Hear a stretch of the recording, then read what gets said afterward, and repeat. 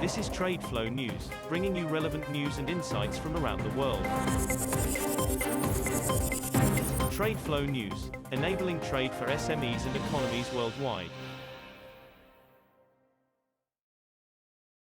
These are some of the key topics that we will be looking into in today's program.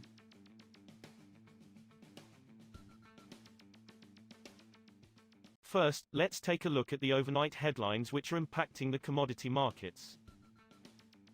Oil climbed about $2 after hitting a 6-month low earlier on Wednesday as U.S. government data showed a much larger than expected draw in crude inventories thanks to strong export demand. U.S. crude stocks fell by 7.1 million barrels in the week to August 12 to 425 million barrels, according to data from the Energy Information Administration, versus analysts' expectations of a 275,000 barrel drop in a Reuters poll. Brent crude rose $1.73, or 1.8%, to $94.07 per barrel by 10:40 ET, 14:49 GMT, after falling to its lowest since February at $91.51 earlier in the session. U.S. West Texas Intermediate (WTI) crude rose $2.03, or 2.3%, to $88.46. U.S. crude stocks fell sharply as the nation exported a record 5 million barrels of oil a day in the most recent week, with oil companies finding heavy demand from European nations looking to replace Russian crude. Crude inventories fell by 7.1 million barrels in the week to August 12 to 425 million barrels, the U.S. Energy Information Administration said, far more than expectations for a 275,000 barrel drop. U.S. crude exports reached 5 million barrels a day, causing net imports to fall by 2.93 million barrels of oil per day to just 1.2 million barrels of oil per day, as U.S. oil facilities continue to boost expansion efforts, and as the discount on U.S. crude to the international Brent benchmark drove buying interest. Moving on to the top news in the energy sector. India's crude oil imports from Russia in July fell for the first time since March along with its overall purchase, while supplies from Saudi Arabia rebounded for the first in 5 months. Data obtained from trade and industry sources showed. Indian refiners lifted more term supplies from Saudi Arabia as prices were attractive, while prices for Russian supplies have climbed on robust demand.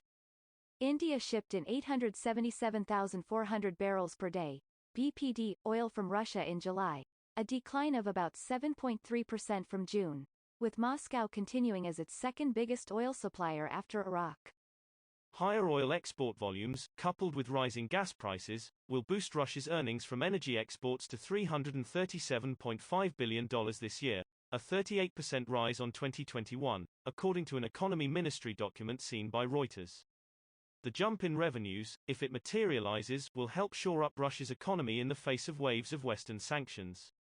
It will provide President Vladimir Putin with cash to fund military spending or to boost wages and pensions at a time when the economy has fallen into recession and inflation is eroding living standards.